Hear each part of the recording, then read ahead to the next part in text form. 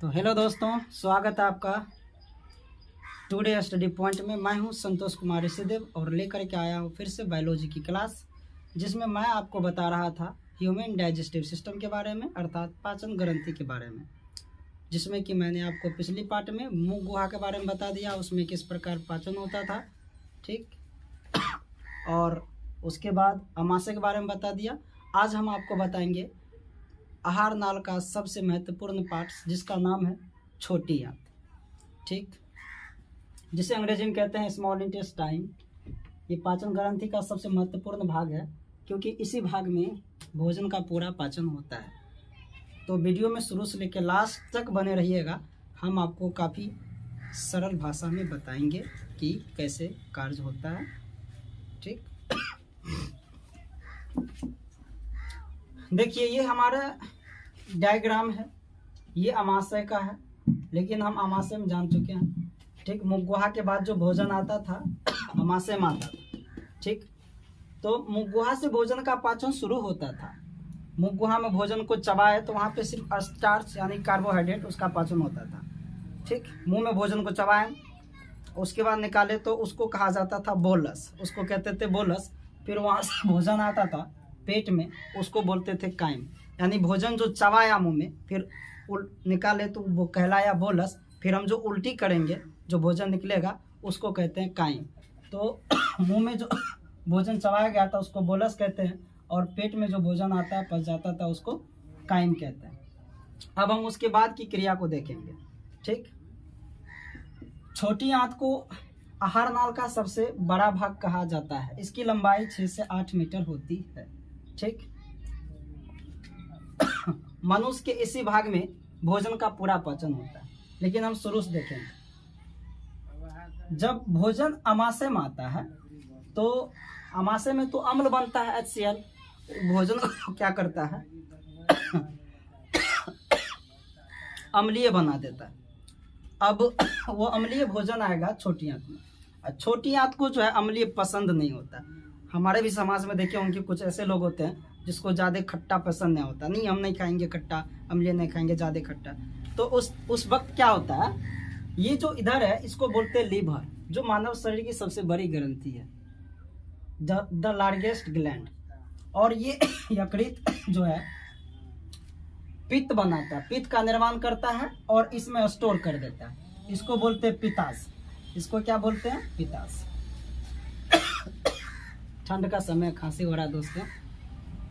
तो ये यकृत है, यकृत क्या करता है, पित्त बनाता है और पित्त को स्टोर कर देता है पित्ताशय में, जिसे क्या कहते हैं, पित्ताशय। इसमें पित्त स्टोर रहता है। देखे होंगे आप लोग मुर्गा तुर्गा को काटते होंगे, बकरी सबको, तो उसमें हरा टाइप का एक थैली होता है, थैली जो हरे कलर का होते होंगे, वही है हमारा पित्त। आप लोग सब जानते हैं, जो मांस को खराब कर देता है। वो क्षारीय होता है, उसका pH मान 8 होता है, याद रखिएगा। यह आपको कंपटीशन लेवल का क्वेश्चन है। चलिए पित्त के बारे में जानते हैं। तो पित्त क्या करता है, जब यहाँ से भोजन अम्लीय रहता है पेट में तो अम्ल बनता है, सेल अम्ल, भोजन हो गया अम्लीय, वहाँ से आएगा छोटी आंत में। और छोटी आंत की नखरा होती कि नहीं, हम तो खट्टा नहीं खाएंगे, हमको खट्टा पसंद नहीं है, अम्लीय है, मुझे अच्छा दूसरा दो। तो ये पित्त क्या करता है, अपना जो एंजाइम होता है वो छोड़ देता है। वो ये जो एंजाइम छोड़ता है वो क्षारीय होता है, ठीक। इसमें पित्त स्टोर रहता है, पित्त होता है क्षारीय, और वहाँ जाएगा अम्ल को कर दिया कौन सी, क्षारीय, उदासीन कर दिया। अब देखिए, ठीक इसके जस्ट इधर एक नजर दौड़ाइए, तो ये अग्न्याशय है, जिसको अंग्रेजी में बोलते हैं पैंक्रीज। क्या बोलते हैं अंग्रेजी में, पैंक्रीज। दोस्तों, अगर मैं एक बात यहाँ कहूँ, भोजन का जो पूरा पाचन होता है यही कर देता है। अब आप कहिएगा कि सर भोजन का पाचन कहते छोटी आंत में होता है, तो फिर ये पैंक्रीज क्यों करेगा? तो समझिएगा ध्यान से। पैंक्रीज क्या करता है, ये जो अग्न्याशय है, अग्न्याशय के बारे में थोड़ा सा जान लेते हैं। अग्न्याशय एक ग्रंथि है, ये पूर्ण पाचक एंजाइम छोड़ता है। यही क्या करता है, अग्न्याशय ग्रंथि पूर्ण पाचक एंजाइम छोड़ता है, जो भोजन को पूरी तरह से पचा सके। आइए उस एंजाइम का नाम जानते हैं। पहला है लाइपेज, एक है एमाइलेज, और तीसरा है ट्रिप्स। ये एंजाइम है जो भोजन को पूरी तरह से पचा देता है, ठीक है, क्योंकि यही छोड़ता है पूर्ण पाचक एंजाइम। इसलिए करके दोस्तों ये इसका भी महत्वपूर्ण योगदान है। तो लाइपेज जो होता है, लाइपेज फैट का पाचन करता है, यानी कि वसा का। लाइपेज किस चीज का पाचन करता है? फैट का, यानी वसा का। और एमाइलेज जो है ये मंड का पाचन करता है। किस चीज का करता है? मंड का। और ट्रिप्सिन है प्रोटोन का। ठीक, अब यहाँ से भोजन चला आता है किसमें? छोटी आंत में। ठीक, ये पूर्ण पाचक एंजाइम छोड़ा, उसको पूरी तरह से पचा दिया। उसके बाद पित्त जो क्षार पदार्थ छोड़ा था और उसको अम्लीय को दासन कर दिया। तो इसके बाद भोजन आ जाता है, ये जो हमारा भाग है ये छोटी आंत का है। कौन सा भाग है? छोटी आंत का। चलिए, छोटी आंत जो है ये पूर्ण, ये देखिए छोटी आंत की जानकारी दे। यहाँ पे पूर्ण पाचन होता है। ठीक है, पूरी पाचक एंजाइम, पचाने वाला एंजाइम छोड़ता है अग्न्याशय ग्रंथि, लेकिन इनका नाम इसलिए रखा गया, इसलिए आया है। पूर्ण पाचन कहाँ होता है? तो इसमें होता है। तो कैसे, आइए जानते हैं। तो होता क्या है, ये छोटी आंत है। छोटी आंत के 3 भाग होता है। कितने भाग होता है? 3 भाग। एक होता है ग्रहणी, जेजुनम और एलियम। यहाँ हो गया ये आपका, ये कह दो इसको ग्रहणी। क्या कह दो? ग्रहणी। देख लेते थोड़ा सा अलग।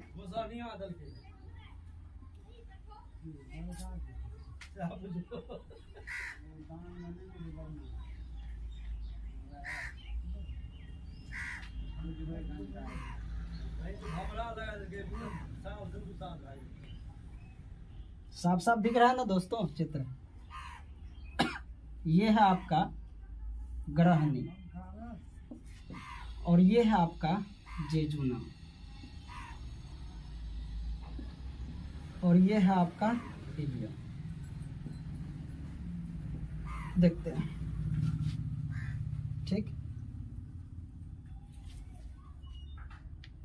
अब ग्रहणी में जब भोजन आता है तो ग्रहणी में भोजन का पाचन नहीं होता है। छोटी आंत के 3 भाग होते हैं, ग्रहणी, जेजुनम, एलियम। ध्यान से समझिएगा। ठीक, छोटी आंत की लंबाई होती है 6 से 8 मीटर, ध्यान रखिएगा। तो ग्रहणी में भोजन का कुछ नहीं होता है। जेजुनम क्या करता है? यहाँ पे क्या करता है? जेजुनम क्या करता है? इसको फैलाता है, विस्तार करता है। जैसे देखे होंगे हमारे घर द्वार में, देखे होंगे आंटी सबको, जो भी हमारे गांव घर की महिलाएं हैं, वो जब चावल को डेगरा में, सूप में से फैला के देखिएगा, उसमें चुनता है, करता है ना। ठीक उसी तरह से ये वही सूप या डेगरा काम करता है, भोजन को ऐसे फैलाता है। ठीक है, ताकि उसका अच्छा से पाचन और अवशोषण हो सके। पूछेगा भोजन का पाचन और अवशोषण कहाँ होता है? तो छोटी आंत में होता है। कहाँ होता है? छोटी आंत में। ये इलियम है, ये सबसे छोटी आंत में सबसे महत्वपूर्ण काम, मेन काम इलियम में होता है। मेन काम कहाँ पे होता है? इलियम में। याद रखिएगा। इलियम में क्यों होता है हम बताते हैं। इलियम में एक प्रकार का एंजाइम बनता है जिसका नाम है इरेप्सिन। क्या नाम है? इरेप्सिन। इसमें एंजाइम बनता है, उसका नाम है इरेप्सिन। इरेप्सिन क्या करता है? पेप्टाइड को एमिनो एसिड में बदल देता है। अब पेप्टाइड देखो क्या है, पेट में जो आया था भोजन, तो वहां पे जो यहाँ पे प्रोटोन को जो पाचन होता था तो उसको बना देता था। इसमें बताए थे 2 रेनिन बनता था, एक पेप्सोन बनता था, पेप्सिन। पेप्सिन क्या करता था? प्रोटोन को पेप्टोन में बदल देता था। प्रोटोन का पाचन होता था, यहाँ प्रोटोन बन जाता था पेप्टोन। फिर यहाँ पे जो आया ये बना दिया कौन चीज? प्रोटोन को बदल देता था पेप्टाइड में। किसमें? यहाँ पे प्रोटोन का पाचन हुआ पेट में, वो बन गया था पेप्टोन। और यहाँ पे जो हुआ, ये जो अग्न्याशय ग्रंथि है, ये प्रोटोन को बना दिया था किसमें? पेप्टाइड में। ये पेप्टाइड फिर आ जाता है कहाँ पे? छोटी आंत में। छोटी आंत में जो पेप्टाइड आता है, ठीक, वो यहाँ पे प्रोटोन का पूर्ण पाचन हो जाता है। ठीक है, जो एमिनो एसिड में बदल जाता है। तो इसी भाग में क्या होता है? ये जो एंजाइम है, छोटी आंत के इलियम में जो एंजाइम बनता है जिसका नाम है इरेप्सिन, ये इरेप्सिन क्या करता है? प्रोटोन का पूर्ण पाचन कर देता है। तो मेन पाचन जो होता है छोटी आंत के इसी भाग में पूरा होता है। इस लेकर के हम कहते हैं कि मनुष्य के किस भाग में भोजन का पूरी पाचन होता है, तो हम उनका जवाब देते हैं छोटी आंत। तो दोस्तों उम्मीद करते हैं आपको काफ़ी अच्छी तरह समझ आया होगा। समझिए एक बार फिर से। मुख गुहा में जो भोजन का पाचन शुरू होता था, मुख गुहा में जैसे भोजन लिए, चबाए, चबा करके जो देखिए तो उसको कहते थे बोलस। क्या कहते थे? बोलस। उसके बाद भोजन आ जाता था पेट में, वो पेट में आ गया बोलस। अब पेट में आ गया, उल्टी किए, उल्टी करने के बाद जो आपको देखते हैं, वो देखते हैं, उसको कहते हैं काइम। उसको क्या कहते हैं? काइम। ठीक, उसके बाद की बात हम बताएंगे। ठीक है, तो यहाँ तक देख लिए छोटी आंत के बारे में ये सारी जानकारी थी। आशा करते हैं आपको काफ़ी मज़ा आया होगा और आपको होप कि